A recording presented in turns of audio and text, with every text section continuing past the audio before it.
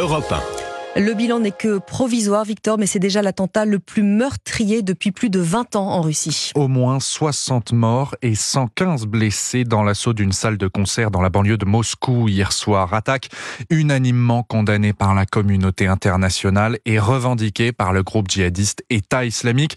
Que sait-on ce matin du déroulé des faits, Guillaume Dominguez ? Il est un peu avant 20h, heure locale, lorsqu'une fusillade éclate dans cette immense salle de concert située dans la banlieue nord-ouest de la capitale russe. Selon les services de secours, un groupe d'hommes armés de fusils automatiques et vêtus de tenues de camouflage et d'uniformes tactiques font feu sur les agents de sécurité à l'entrée du bâtiment. Puis ils entrent et se mettent à tirer sur la foule présente dans le grand hall.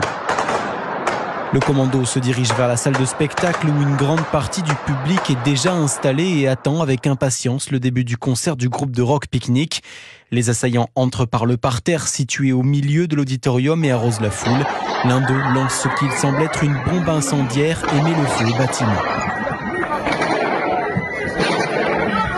S'ensuit alors une scène de chaos. Pendant plus d'un quart d'heure, une partie des spectateurs tente de fuir, d'autres, allongés entre les sièges, tentent de se protéger des tirs.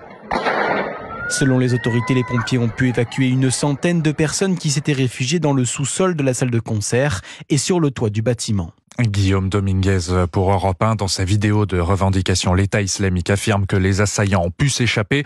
Washington, de son côté, explique avoir alerté les autorités russes d'un risque d'attaque sur des rassemblements au début du mois. L'ambassade américaine avait d'ailleurs demandé à ses ressortissants d'éviter les concerts.